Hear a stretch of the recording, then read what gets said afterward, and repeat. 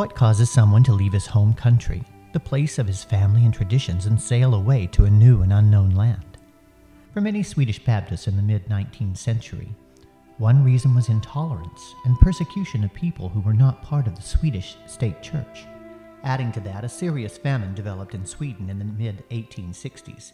Many fled seeking refuge and hope in America. Imagine how it felt to land in a bustling city like New York, surrounded by strangers in an unfamiliar place. Then imagine the relief of hearing your own language. Captain Robert E. Jensen settled in New York in 1865.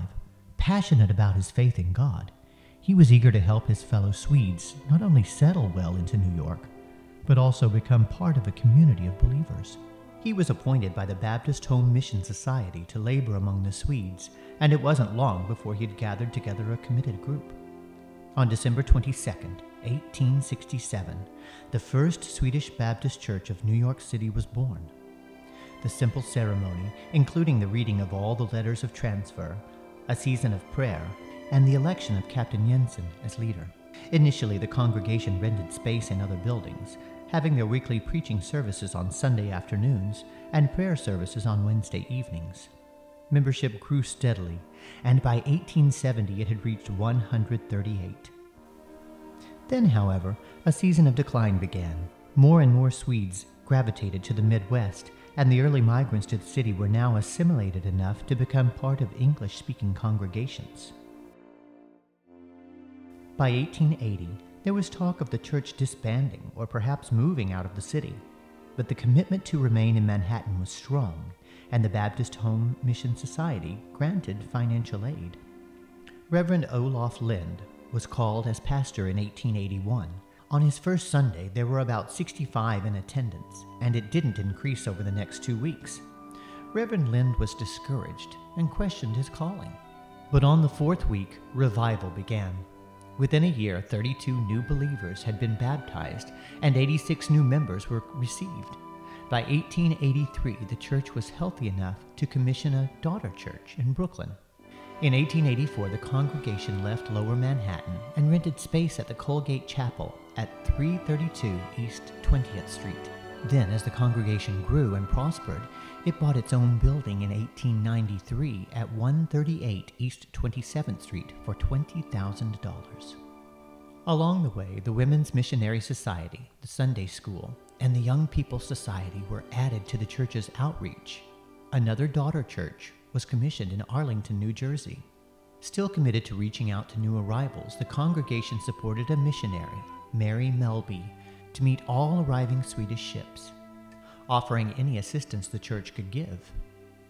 In 1899, it purchased a larger building at 141 East 55th Street, from which it continued to minister to newcomers and to its neighborhood. By 1929, the 55th Street building needed substantial renovation. Though some updates were made, there were not enough financial resources to complete the work.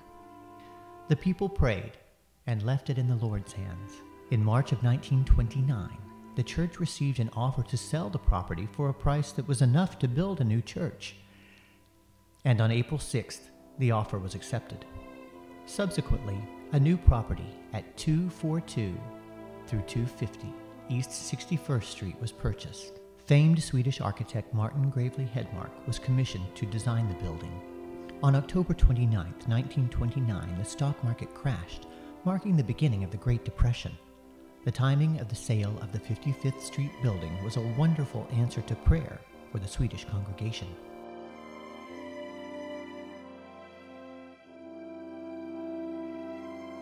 The building was dedicated on January 25, 1931. The afternoon service was in English and the evening service in Swedish.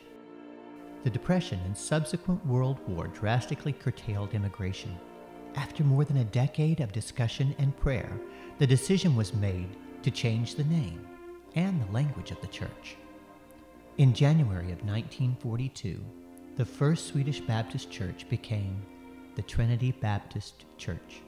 Thereafter, services were primarily in English, But even the new cultural inclusiveness could not stave off the eventual effects of the great exodus to the suburbs that took place in the 1950s and 1960s. By the 70s, it was questionable whether Trinity could last much longer. The handful of remaining members urged the denomination, the Baptist General Conference, to provide support for the church until God turned the tide. And they agreed. There was a strong commitment to keep a gospel-centered church on the Upper East Side. At no time during the decade of the mid-1960s to the mid-1970s was the church self-supporting. Yet God continued to have his hand on the congregation. When Reverend Nat Billings arrived as pastor on October 19, 1976, there were only about 35 people in attendance. But they were welcoming, enthusiastic, and passionate about being a voice for Christ in New York City. Though there were times without a pastor, the congregation remained steady. At the beginning of 1989, Reverend Gordon MacDonald and his wife Gail came to lead Trinity, and transformation really began. By 1992, an associate pastor was needed to oversee small groups and discipleship. Reverend Keith Boyd was called. When the MacDonalds left in 1993, Keith became the lead pastor, assisted first by Associate Pastor Mel Cure, and then James Leonard. Trinity continued to grow as a place where people found solid biblical teaching, vibrant worship, and a strong community, especially for young couples and families. Trinity also increased the ways it served its city. In 1996, the church acted as an incubator, serving as the initial location of the Geneva School of Manhattan, a Christian school offering a classical education. The addition of directors of children's ministry and youth ministry continued to strengthen Trinity's outreach. Outreach extends to the city through Alpha and through Hope for New York. Trinity has also served as the Manhattan host for the annual live-streamed Willow Creek Leadership Summit, which is a resource for leaders throughout the metro area. Since 2005, mission teams have served faithfully and creatively in Rwanda, partnering with 2 villages there and rallying much interest at Trinity to remain supportive and faithful to the mission and relationship. In addition, the church has sent missionaries across the U.S. and around the world, including India, Ivory Coast, and the Dominican Republic. Trinity's history is one of seasons. People and circumstances change, but God remains faithful to his purposes, and the people drawn to Trinity have remained faithful to God and to the mission of making disciples for Christ.